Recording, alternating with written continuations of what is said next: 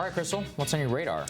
All right, here we go. New Des Moines Register poll came out on Friday evening, and it is a doozy. So for the first time in this cycle or in last cycle, Bernie Sanders leads that poll of Iowa. Iowans will go to caucus, of course, in a mere 21 days. So here are the numbers. Sanders is at the top, 20%. Warren's next at 17%. Pete is at 16%.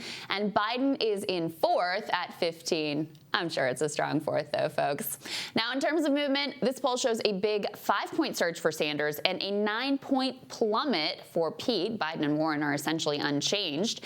Even those who are not necessarily big fans of Senator Sanders had to admit what a big deal this is. Jennifer Palmieri, who ran comms for both Obama and Hillary, tweeted, "Congratulations to Bernie Sanders and his campaign, because if I'm not mistaken, the person who has led this poll has gone on to be nominee in the last 6 cycles. Leading this poll is momentous."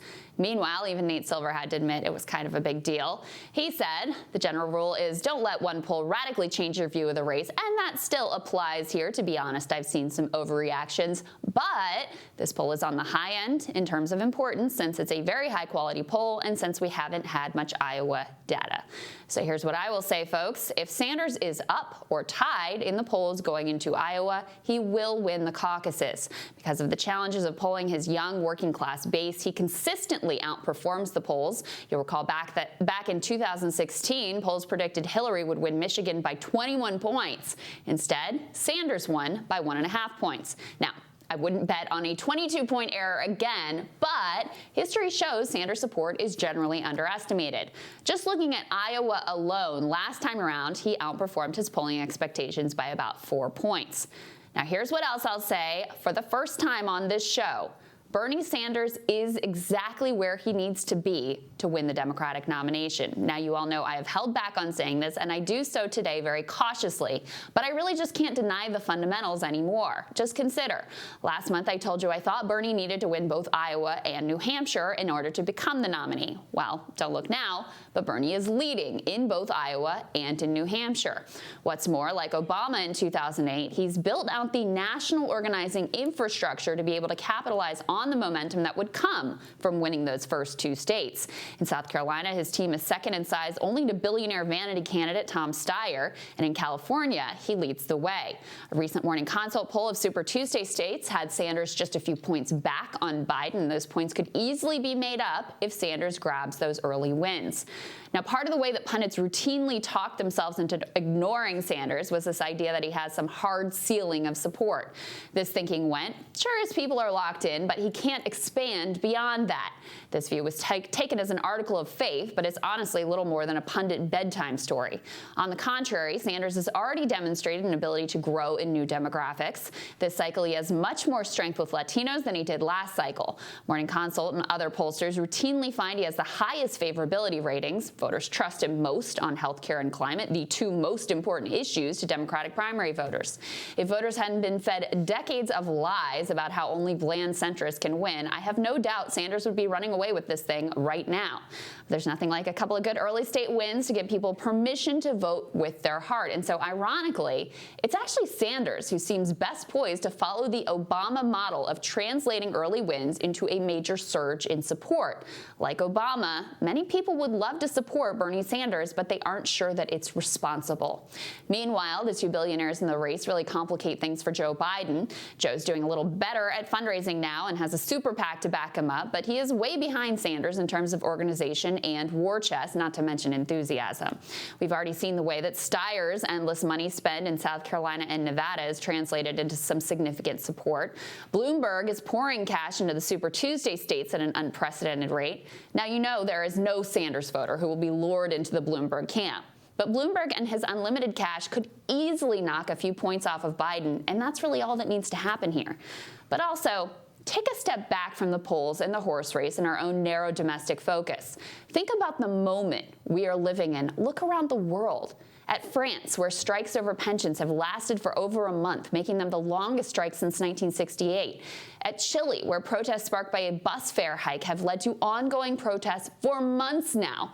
Just this Friday, that working class movement was back in the streets demanding an end to the neoliberalism that's been foisted upon them.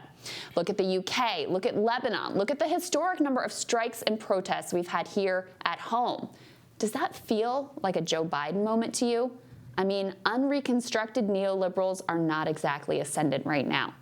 In our forthcoming book, The Populist Guide to 2020, we describe the boiling anger of 70% of Americans who are disgusted with the political establishment of both parties, the rage of the 40% who say they just want to burn it all down. The creaky, discredited ideology of Joe Biden will not be exempt from the global reckoning that we are watching unfold before our very eyes. It really does feel like a bit of a watershed moment here in terms of the momentum and the energy, and the Sanders team is doing an effective job of galvanizing that and making a more aggressive case here in the final days. I think you said it right. For the first time ever, I think I'm comfortable saying he absolutely has a path to the nomination. Before this, it really did seem and we've held like off Joe Biden. on going there. You have really, to. yeah. I will say he's still got a lot of structural forces that could keep him down. South Carolina, a swing could happen, but it's almost certain there that Joe Biden is probably going to win. Nevada, same thing. I think he's got a 10-point deficit in that state, which means that he has to rely very much on California, especially in Super Tuesday, where Biden has the upper hand. The Sanders campaign really needs to bank on making its case to the liberal voters. This is what Obama did. He won over disaffected liberals in the Hillary Clinton coalition, which carried him through and where he was able to compete on Super Tuesday, some of with the black vote. It was a long race, right? I don't think Hillary conceded until June of 2008. And so from that perspective, he has to set himself up for victory. But like you said, there's a lot of different things that are happening here. We have Tom Steyer, oceans of money being spent by Michael Bloomberg. Biden is a resilient candidate despite all of this. So Sanders needs to focus. Mainly, he needs to win Iowa and New Hampshire. There's no question. These are must-win states for him. If he falters there, it's going to be a big problem for him. And if he does win Iowa and New Hampshire, look, there's still no guarantees. No. Like you said, Biden's base has been very resilient, but you really only have to take out a few points to put this thing in Sanders' court. I also think, look, tomorrow night on the debate stage is going to be huge. This is the last debate before Iowa, the last chance to have the main contenders there on the stage making their case. Is he going to continue to aggressively prosecute a case against Joe Biden? I think, look, he recognizes that's the strategic right move to make. You can see the moves that his campaign are making. We're going to talk to Senator Nina Turner later on about a very aggressive op-ed that she published about their respective records on race. But is he going to actually feel comfortable to make that case on the stage? It's obviously not something that he's been fully comfortable doing in the past. He hasn't been willing to do it in the past, and I do think that this is his biggest deficit, is really the killer instinct that he's needed from the very beginning to contrast with Elizabeth Warren and to contrast with Joe Biden. I mean, you can go on Anderson Cooper and you can say something, but really it's just a regurgitated soundbite. He needs to say it over and over and over again and across all areas, not just a laundry list. He needs to make the central case that Joe Biden is unelectable. Whether he's actually going to do that or not remains to be seen. Last debates, he hasn't done it. Yeah, last debates he hasn't done it, but like I said, they are signaling a new aggressive approach. And I firmly believe if people felt they had permission to vote for Bernie Sanders and believe fully that he would be the better candidate against Donald Trump, it'd be over in a second. Yeah. Next on Rising, as we were saying, Bernie Sanders' national campaign co-chair Nina Turner is going to join us, so stick with us for that.